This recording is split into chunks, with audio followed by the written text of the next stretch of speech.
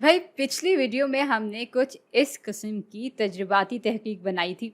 इस तजुर्बे में हम देख रहे थे कि ये दवा ब्लड शुगर को काबू में रख पा रही है या नहीं, और इसको परखने के लिए हम हीमोग्लोबिन A1C की खून में जो सतह है उसको नाप रहे थे। तो दवा एक्सप्लेनेटरी यानी वजाहती वेरिएबल है।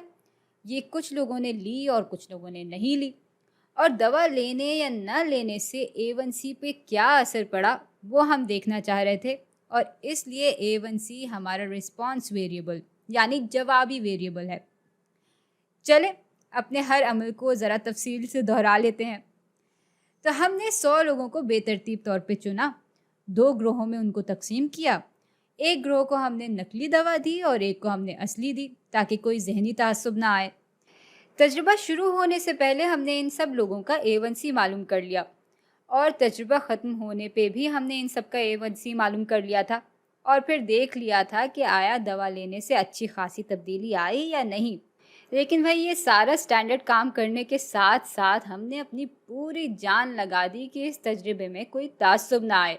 मिसाल के तौर पे जब हमने बेतरतीब तौर पे लोगों को ग्रोहों में तकसीम किया था, तो हमने इस बात को ध्यान में रखा था कि सारे मर्द एक ग्रोह में ना आए, या सारी औरतें एक ग्रोह में ना आए, या सारे बड़े या एक उम्र के लोग एक ग्रोह में ना हों, वगैरह वगैरह। अब इस बात को हम यकीनी कैसे बना सकते हैं, ये शायद हमने पिछली वीडियो में नहीं देखा था, लेकिन ये हम कर सकते हैं सतही तौर पे नमूना लेकर, यानी स्ट्रैटिफाइड सैम्पलिंग के ज़रिए। अच्छा, तो उसके बाद तासुब को और कम करने के लिए हमने अंधा तजुर्बा किया, और इसमें होता यह है कि ना हम लोगों को बताते हैं कि उनको कौन सी दवा दी जा रही है, और ना ही हम मुंतज़मीन को बताते हैं कि वो कौन सी दवा दे रहे हैं। तो किसी को भी नहीं मालूम होता कि उनको असली दवा मिल रही है या नकली, या वो दवा किस चीज़ के लिए दी जा रही है।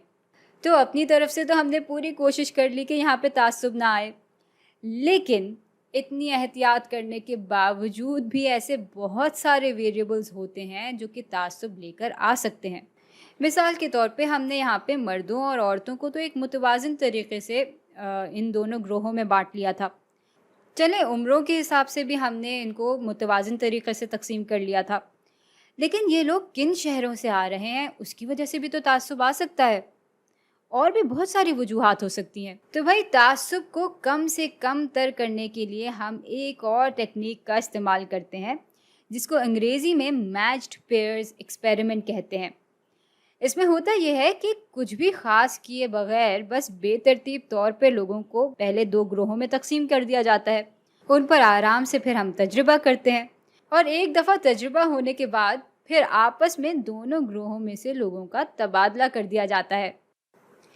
भाई पहले 3 महीने में जो लोग इस ग्रुप में थे वो इस ग्रुप में आ जाते हैं, और जो इस ग्रुप में थे वो इस ग्रुप में आ जाते हैं।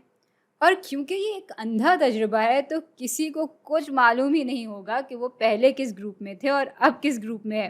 तो यूं भी तजुर्बे में तासुब कम से कम तर किया जा सकता है।